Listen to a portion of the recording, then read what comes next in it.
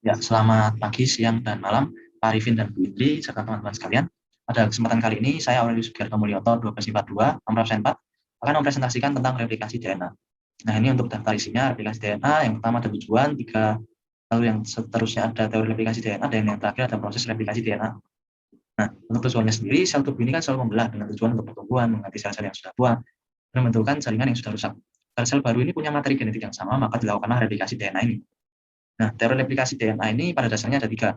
Pertama, konservatif. Konservatif ini jadi untai DNA yang lama ini nanti dia akan membuka untuk dicetakkan. Nah, nanti untuk hasil akhirnya nanti ada dua DNA, yang lama dan yang baru. Jadi ini tidak bercampur. Beda dengan semi konservatif, DNA yang lama ini akan terbuka untuk saya cetakkan dan pada akhirnya atau hasil akhirnya itu ada dua DNA juga. Tapi dia ini jadi bercampur. Jadi masing-masing DNA ada DNA lama dan DNA baru.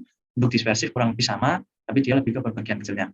Nah, setelah diteliti lebih lanjut ternyata teori semi konservatif inilah yang paling benar. Lanjut ke tahap replikasi DNA. Untuk sekedar informasi saja, ini tuh terjadi di bagian DNA yang namanya origin of replication. Pertama ini helikase akan memisahkan ikatan ganda DNA. Ikatan ganda ini ya maksudnya DNA induk yang istilahnya dia ini masih mengancing. Nah, itu tuh dipisahkan oleh enzim helikase itu sendiri. Dengan bantuan enzim topoisomerase, dia ini bisa memisahkan rantai jadi dua ke atas dan bawah. Nah, tahap kedua ini ditambahkan yang namanya single stranded binding protein di setiap sisi. Ini tuh untuk menstabilkan rantai tunggal atau bisa dibilang penambahan ini tuh bertujuan agar rantai yang sudah dibuka itu bisa terus terbuka sampai prosesnya selesai. Jadi dia itu tidak menutup atau menyatu kembali selama proses. Nah, untuk sekedar informasi saja, bagian DNA yang sudah terpisah itu biasa dinamakan dengan garpu replikasi. Nah, tahap ketiga, di bagian ujung 5 aksen, ini terjadi pengkopian pembentukan DNA baru. Prinsipnya, pokoknya pembentukan rantai DNA ini selalu terjadi dari 5 aksen ke 3 aksen di sini. Nah, ini dari 5 aksen ke kiri ke 3 aksen, dibantu oleh DNA polimerase.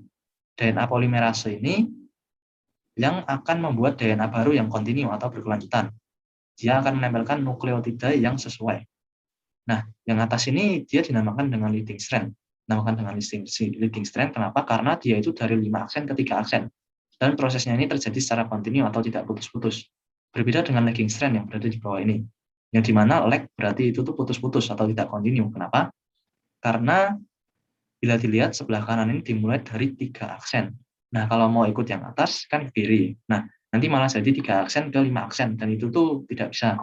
Maka dari itu kan karena itu tuh harus 5 aksen duluan. Maka dari itu solusinya sendiri itu jadi dimulai dari kiri yang arahnya berlawanan sama yang atas ini. Nah, karena arahnya berlawanan, jadi nanti dia ini jadi lagging strand. Berikut ini penjelasannya. Nah, proses ini dimulai dengan menempelnya enzim primase di sini. Enzim primase ini akan membentuk RNA primer di beberapa bagian ini. Nah, nanti terbentuklah juga celah di sini.